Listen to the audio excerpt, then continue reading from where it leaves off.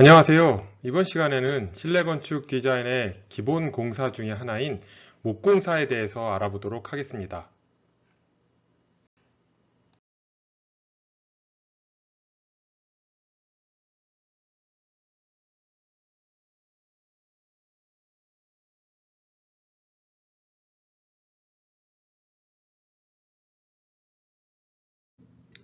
실내 건축 디자인 목공사에서 목재 재료는 구조적 용도와 장식적 용도로 구분할 수 있는데요. 구조적 용도의 목재는 벽, 칸막이 같이 보이지 않는 내부의 기본 뼈대를 만드는 데 사용되고 있습니다. 또 장식적 목재는 바닥, 벽, 계단, 창문, 난간, 그리고 가구 같은 영역에서 사용되는 것을 볼 수 있습니다. 하지만 현대 실내건축 디자인에서는 구조적 용도의 목공사는 금속과 경량 철골 시스템으로 상당 부분 대치되고 있는 실정입니다. 그리고 수분에 대한 단점을 개선하는 새로운 재료가 개발됨에 따라서 구조적 목적으로 목재의 사용이 감소하고 있습니다. 하지만 마감 작업과 가구 제작에서의 사용은 상대적으로 증가하고 있습니다.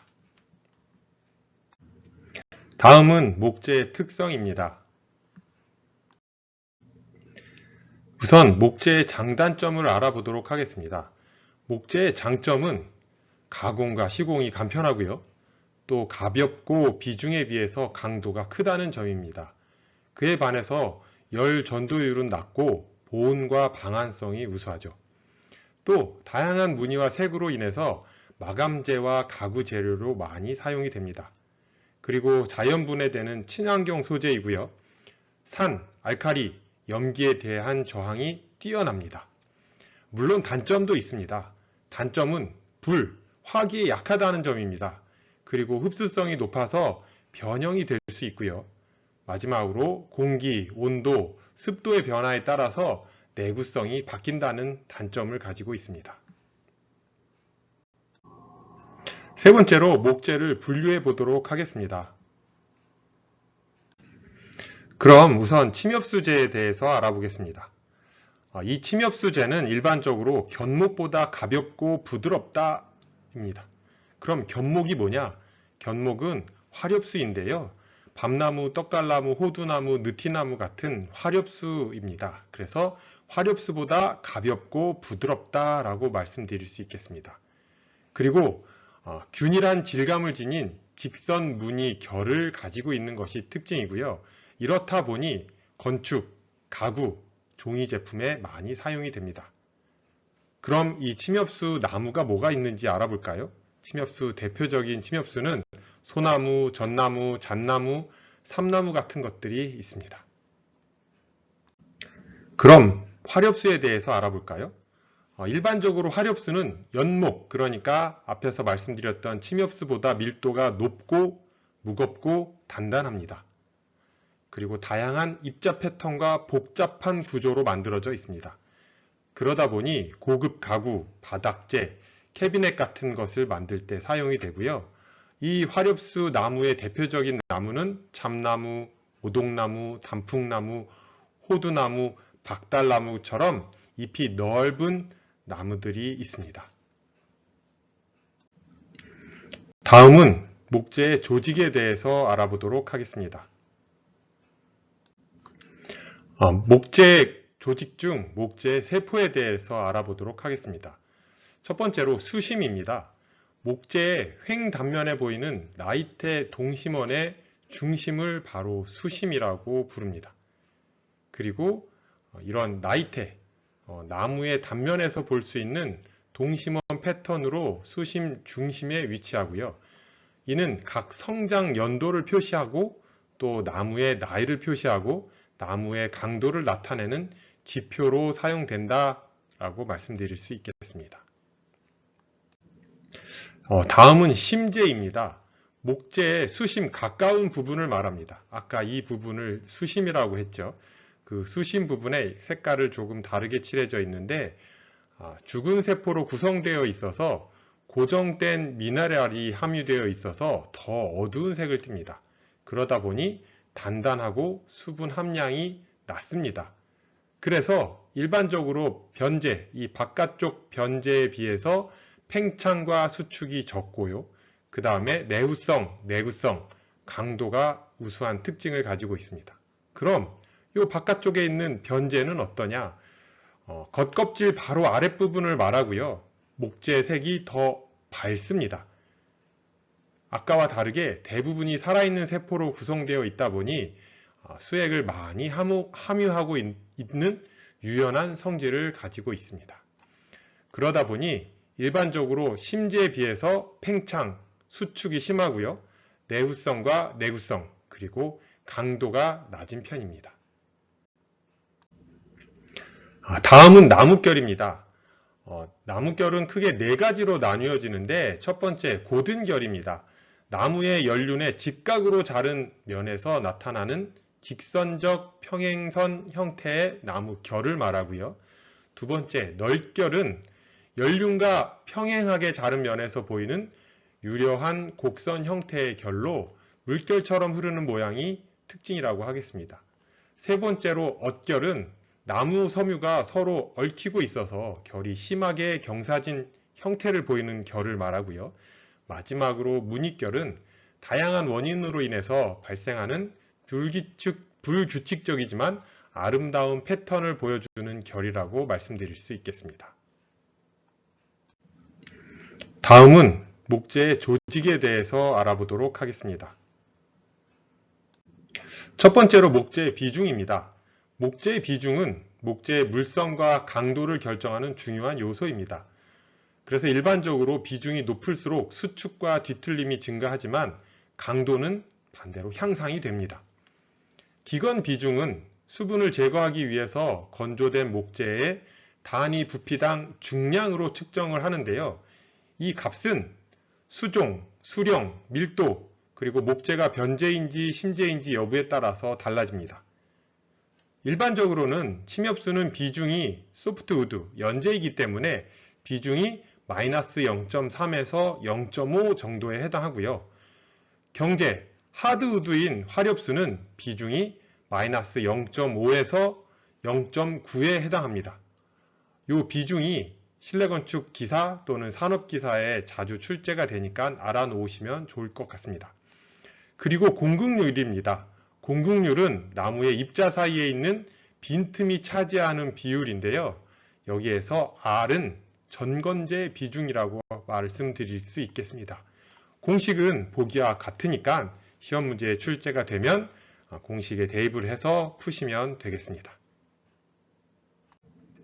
다음은 함수율입니다. 목재의 수분 포함 정도를 나타내는 것을 함수율이라고 하는데 목재의 함수량을 전건재 중량으로 나누고 거기에 곱하기 100%를 한 것을 함수율이라고 합니다. 이것도 기사 시험에 가끔 출제가 되니까 여러분들께서 알고 계시면 도움이 되실 겁니다. 함수율을 조금 부연 설명을 하자면 나무의 줄기는 다량의 수분이 포함되어 있습니다. 변재는 심재보다 많은 수분을 함유하고 있고요.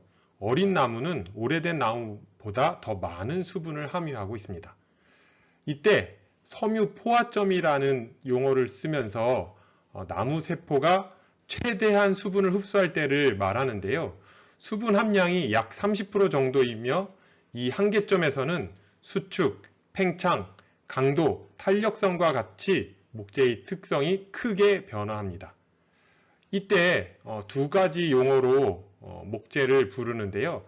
기건재, 기건재는 공기 중에서 말린 목재를 말하고요. 함수율이 약 15% 정도 된 상태를 말합니다. 전건재, 전건재라 함은 목재가 건조되어서 수분 상태가 제로가 된 상태를 말합니다. 그럼 목재의 변형에 대해서 알아볼까요? 섬유 포화점 이하에서는 함소율이 감소하기 때문에 목재의 강도가 증대가 됩니다. 반대로 섬유 포화점 이상에서는 수축과 팽창 변화가 거의 없습니다. 그리고 인공 건조보다는 자연 건조가 변형이 더 적습니다. 이처럼 수분 비중이 적은 목재가 변형이 적다라고 말씀드릴 수 있겠습니다. 비중과 수축은 비례해서 심재보다 변재는 수축과 팽창이 크고요. 또 목재는 섬유 방향으로 성장하면서 평행 방향의 강도가 직각 방향보다 강도가 크다라고 정리할 수 있겠습니다. 다음은 목재의 건조법에 대해서 알아보도록 하겠습니다. 첫 번째, 자연 건조법입니다. 인공 건조법에 비해서 비용이 적게 들고 양질의 목재를 얻을 수 있지만 단점으로는 목재를 보관해야 할 넓은 장소가 필요하다는 겁니다. 두 가지 방법이 있는데요. 대기 건조법, 그냥 목재를 실외에 방치해서 자연 상태에서 오랜 시간 건조시키는 겁니다. 비가 오거나 눈이 오거나 기후 조건에 따라서 시간이 달라질 수 있겠죠. 두 번째, 침수 건조법입니다. 생목재를 수액을 제거하기 위해서 약 3, 4주간 물속에 담가서 수액을 제거한 다음에 그걸 꺼내서 건조시키는 방법인데요. 이로 인해서 건조 기간이 상대적으로 짧은 장점을 가지고 있습니다. 다음은 인공 건조법입니다. 크게 5가지로 나눌 수 있는데 첫 번째, 증기법. 수증기를 채우는 방법으로 부패균을 살균하는 효과가 있으면서 나무를 건조하는 방법이고요. 자비법, 뜨거운 물에 삶는 방식으로 수분을 날리는 것. 그다음에 침지법, 나무를 물에 담가서 건조 시간을 단축시키는 방법인데요. 변형과 균형이 적지만 강도가 감소하는 단점을 가지고 있습니다. 훈연법, 연기를 건조실에 주입해서 건조하는 방식이고요. 진공법, 밀폐된 탱크에 목재를 넣고 고온과 저압 상태에서 건조시키는 방법이라고 할 수 있겠습니다. 다음은 목재 보존법입니다. 목재가 썩지 않도록 하기 위해서 사용하는 방법인데요. 크게 3가지 방법이 있습니다. 수성 방부제를 사용하는 방법, 유성 방부제를 사용하는 방법, 그리고 유용성 방부제를 사용하는 방법입니다. 표에 보시면 각 방부제별로 용액 또는 처리 물질들이 이렇게 표로 나열되어 있으니까 한번 쭉 숙지해 놓으시면 좋겠습니다. 하나씩만 보도록 할까요? 수성 방부제 첫 번째, 황산동 1% 용액. 방부 효과가 뛰어나지만 철제를 부식시키고 가장 중요한 인체에 유해하다. 유성 방부제 첫 번째 거 볼까요? 크레오스트유. 석탄을 고온에서 처리해서 얻은 타르 제품, 그러니까 거무태태하겠죠. 이거는 방부성과 침투력이 뛰어난 흑갈색의 액체이다. 하지만 악취가 나서 외부용으로만 사용한다. 콜타르 어디에서 볼 수 있죠? 우리 아스팔트 깔 때 옆에 지나가다 보면 냄새 나고 타이어 바퀴에 쩍쩍 달라붙는 게 그 콜타르입니다. 유용성 방부제는 수용성 겸용의 무색 방부 효과가 가장 뛰어나지만 냄새로 인해서 인체에 해를 끼칠 염려가 있다.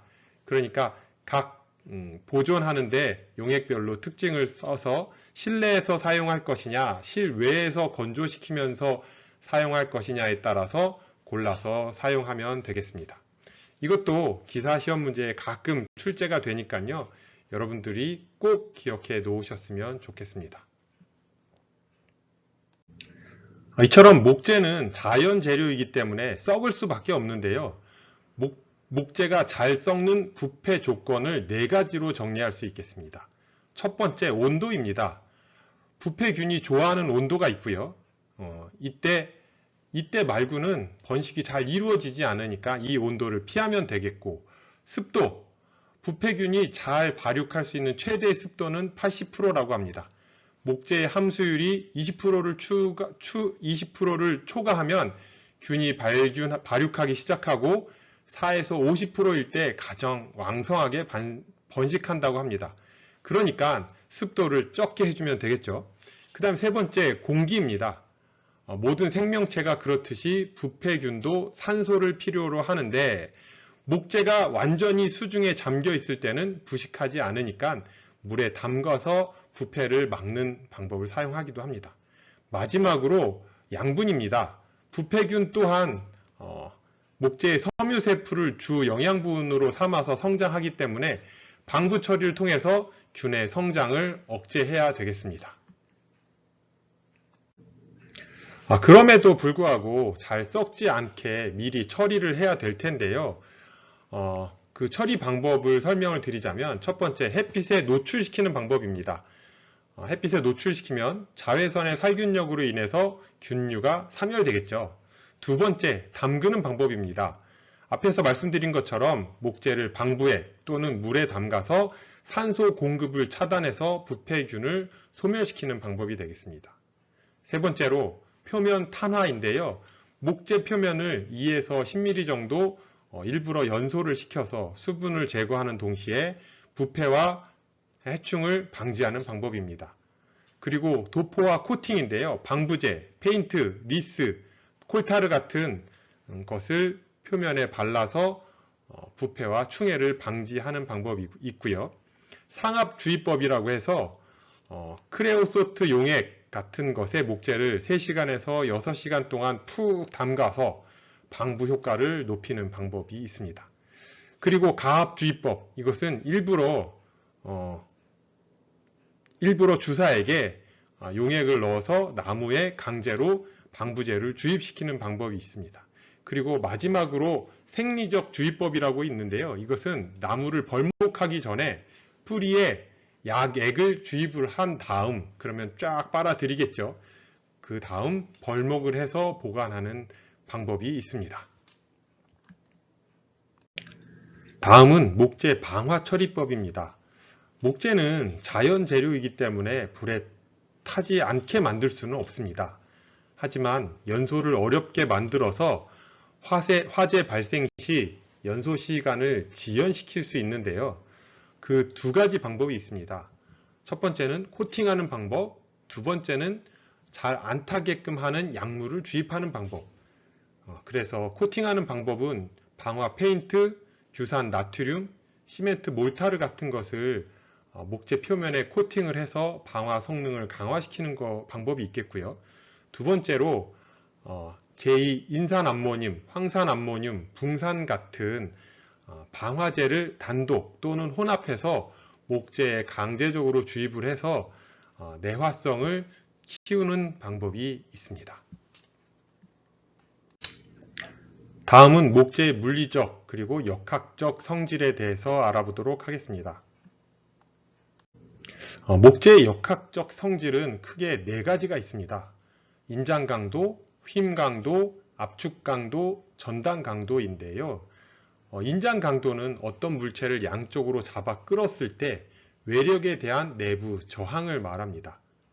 그 다음에 휨 강도는 지금 사진에 보고 계신 것처럼 물체를 회전시키려는 힘, 그 다음에 두께 방향으로 작용하는 하중에 의해서 생기는 휨 강도는 이때의 내부 저항을 말합니다.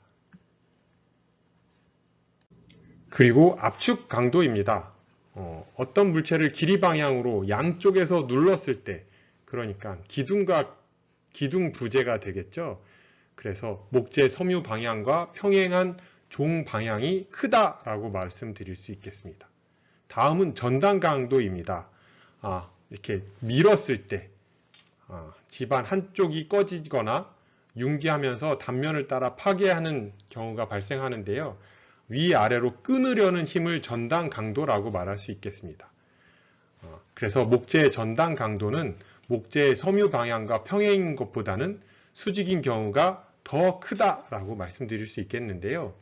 여기에서 중요한 거, 기사시험 문제에도 자주 출제가 되는데 목재의 강도 순서는 밑에 있는 것처럼 지금 설명을 인장 강도, 휨 강도, 압축 강도, 전단 강도로 설명을 했는데 방금 설명드린 거 순서대로 목재의 강도가 높다라고 알고 계시면 되겠습니다.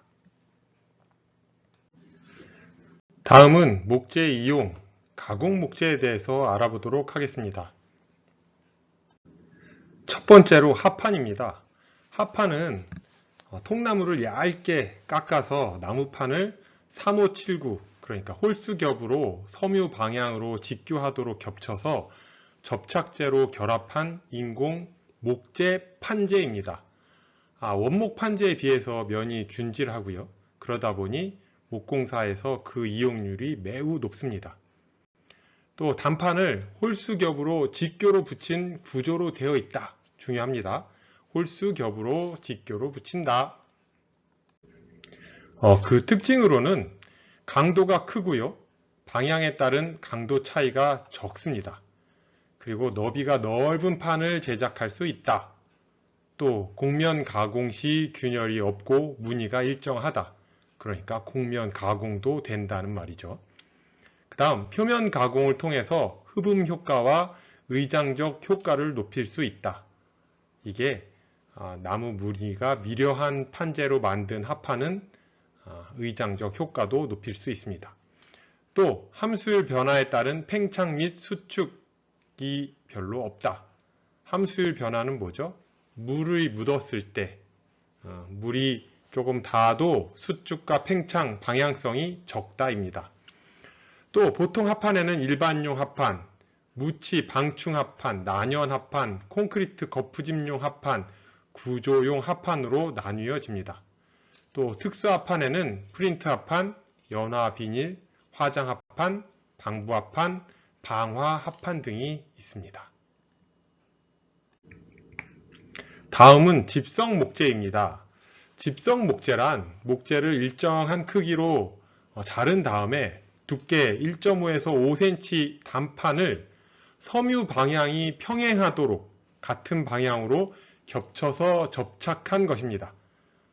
이러다 보니 목재의 강도 요구에 따라서 단면과 치수를 조절하여 제작이 가능하고요. 필요에 따라서는 아치형, 곡선형 모양도 제작이 가능합니다. 그리고 구조 재료의 설계 및 제작이 가능하다라고 말씀드릴 수 있겠습니다. 다음은 파티클 보드입니다. 파티클 보드는 목재, 폐자재 또는 거기에서 나온 부산물들의 작은 나무 조각들을 절단 그리고 또는 분쇄해서 완전히 건조한 다음에 합성수지 접착제를 첨가해서 열을 가한 다음에 압축해서 만든 목재 패널입니다. 그래서 목재의 섬유 방해에 따른 강도 차이는 없지만 조금 약하다? 그러다 보니 다양한 두께를 만들 수 있고요. 또 이렇게 목재가 겹쳐서 만들어지다 보니 공기층이 생겨서 차음성, 내열성이 우수하고 표면이 평활도가 단단하다라고 말할 수 있겠습니다. 쉽게 말해서 여러분 집에 있는 싱크대 문짝, 모든 집이 다 그렇진 않겠지만 싱크대 문짝을 이 파티클 보드, 칩보드로 만든다로 알고 계시면 되겠습니다. 다음은 MDF입니다. 많이 들어보셨죠? 목재 섬유를 펄프로 만들어서 합성수지 접착제를 투입해서 성형하고 열 압력을 가해서 제작한 판재. 종류로는 그 톱밥 사이즈, 비중에 따라서 연질, 중질, 경질, 섬유판으로 구분이 됩니다. 그럼 이 MDF의 특징은 어떠냐 하면 무게가 무거운 대신에 습기에 매우 약합니다. 그리고 다양한 두께의 재질이 균질하고 조직이 매우 치밀합니다. 또 조직이 치밀하다 보니까 도장성과 표면 접착성이 우수해서 실내건축 공사에 많이 사용이 됩니다. 말씀드린 것처럼 표면이 매끄럽기 때문에 도장이 잘 된다고 했죠. 내구성 또한 뛰어납니다. 그리고 고정 철물, 못, 피스 등을 사용할 수 없기 때문에 사용할 수 없는 게 아니라 사용 시에 힘을 받을 수 없고 고정이 어렵습니다. 마지막으로 표면에 고정한 철물 위치에 다시 재시공이 어렵다라는 정도로 정리할 수 있겠습니다. 다음은 코어 합판입니다. 제제목, 그러니까 일종의 각재 위에 베니어 합판을 양쪽에서 붙인 걸로 두께는 18mm에서 25mm까지 주로 사용이 됩니다. 이것은 주로 각재 대신 구조 틀을 만드는 데 사용되고요. 또 가구의 상판 제작에 많이 사용이 됩니다. 다음은 OSB 합판입니다. 포장 합판이라고도 불리우는데요. 얇은 나무 조각은 다른 제품 제조 과정에서 나온 부산물이 아니라 OSB의 성능을 최대화하기 위해서 특별히 제조된 나무 조각들입니다.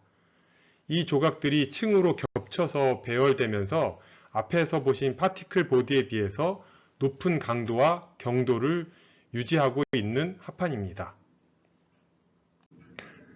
따라서 목재 주택의 건축 외장재로 사용되는 경우도 있지만 실내 건축에서는 주로 파티션이나 가구 제작에 사용되고 있습니다. 그리고 표면의 독특한 질감과 문양으로 인해서 OSB 자체가 인테리어의 최종 마감재로 사용되는 경우도 많이 있습니다.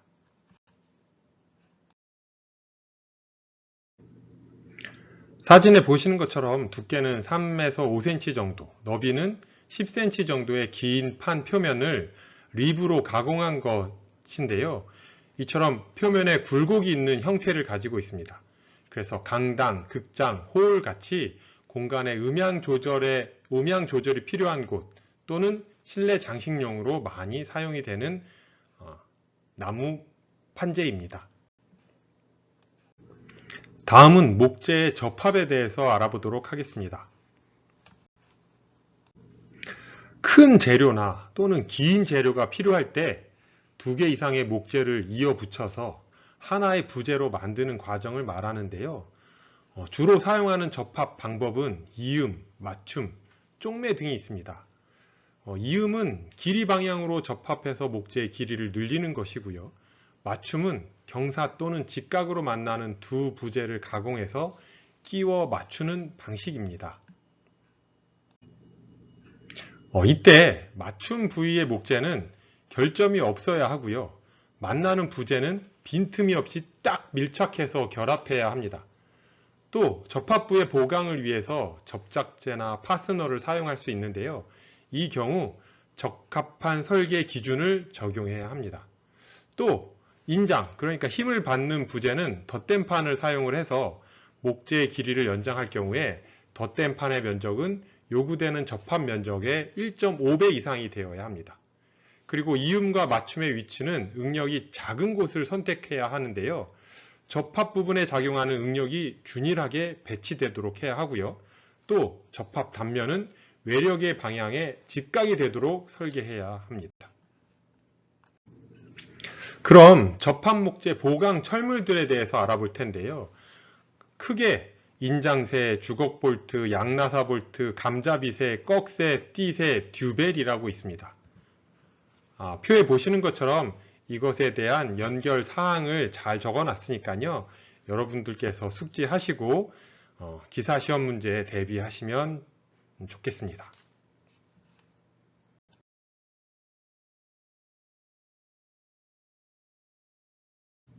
그럼 지금까지 배운 내용을 토대로 목재에 대한 연습 문제 3개를 풀어보겠습니다. 첫 번째, 합판에 관한 설명 중 옳지 않은 것은 1. 함수율 변화에 의한 신축 변형이 크고 방향성이 있다.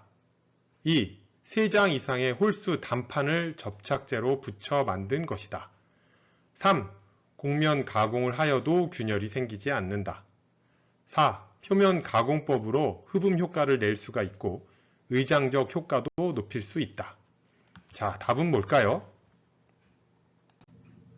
네, 답은 함수율 변화에 의한 신축 변형이 크지 않고 수분에 의해서 쉽게 수축 팽창되지 않는다 하여 답은 1번이 되겠습니다. 두 번째 문제입니다. 2개의 목재를 접합할 때 두 부재 사이에 끼워 볼트와 병용하여 전달력에 저항하도록 한 철물을 의미하는 것은?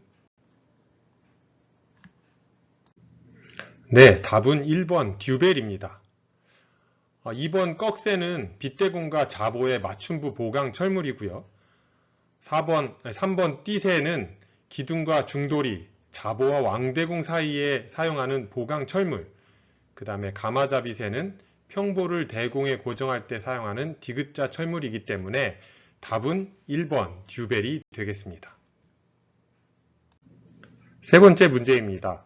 목재, 수분, 습기의 변화에 따른 팽창 수축을 감소시키는 방법으로 옳지 않은 것은 1번 사용하기 전에 충분히 건조시켜 균일한 함수율이 된 것을 사용할 것. 2번 가능한 고등결 목재를 사용할 것. 3번 가능한 저온 처리된 목재를 사용할 것. 4번 파라핀, 크레오소트 등을 침투시켜 사용할 것.